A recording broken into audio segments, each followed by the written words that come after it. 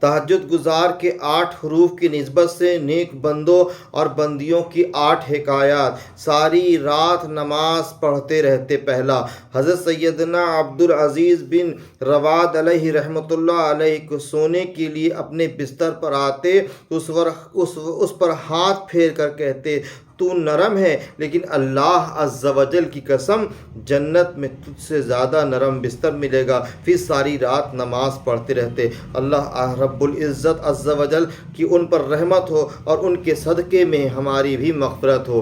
دوسرا، شہد کی مکھی کی بھنبھناہٹ سی آواز۔ مشہور صحابی حضرت سیدنا عبداللہ ابن مسعود رضی اللہ تعالیٰ عنہ جب لوگوں کے سو جانے کے بعد اٹھ کر قیام یعنی عبادت فرمایا کرتے تو ان سے صبح تک شہد کی مکھی سے بھنبھناہٹ سنائی دیتی۔ تیسرا، میں جنت کیسے مانگوں؟ حضرت سیدنا صلاح بن اسیام رحمۃ اللہ علیہ کی ساری رات نماز پڑھتے۔ جب سحری کا وقت ہوتا تو اللہ عز و جل کی بارگاہ میں عرض کرتے، الہی میرے جیسا آدمی جنت نہیں مانگ سکتا، لیکن تو اپنی رحمت سے مجھے جہنم سے پناہ عطا فرما۔ چوتھا، تمہارا باپ ناگہانی عذاب سے ڈرتا ہے۔ حضرت سیدنا حزبیہ بن خثیمہ رحمۃ اللہ علیہ کی بیٹی آپ رحمۃ اللہ علیہ سے عرض کی، ابا جان کیا وجہ ہے کہ لوگ سو جاتے ہیں اور آپ نہیں سوتے؟ تو ارشاد فرما، بیٹی تمہارا باپ ناگہانی عذاب سے ڈرتا ہے جو اچانک رات کو آ جائے۔ پانچواں، عبادت کے لیے جنگ کی عجیب انداز۔ حضرت سیدنا صفوان بن سلیم رحمۃ اللہ علیہ کی پنڈلیاں نماز میں زیادہ دیر کھڑے رہنے کی وجہ سے سوج گئی تھیں۔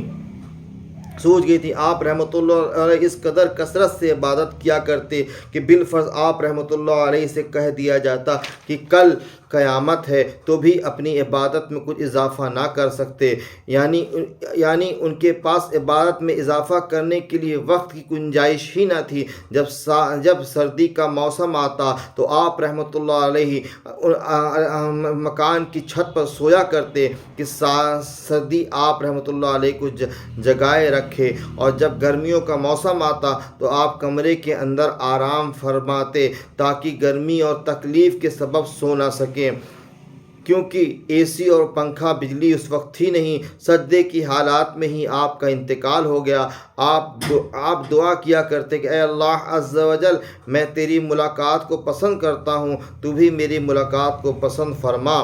چھٹا، روتے روتے نابینا ہو جانے والی خاتون۔ حضرت سیدنا خواص رحمۃ اللہ علیہ فرماتے ہیں کہ ہم راحلہ عابدہ کے پاس گئے، یہ بکثرت روزے رکھتی تھیں اور اتنا روتی کہ ان کی بینائی جاتی رہی، اور اتنی کثرت سے نماز پڑھتی کہ کھڑی نہ ہو سکتی تھیں، لہٰذا بیٹھ کر ہی نماز پڑھتی تھیں۔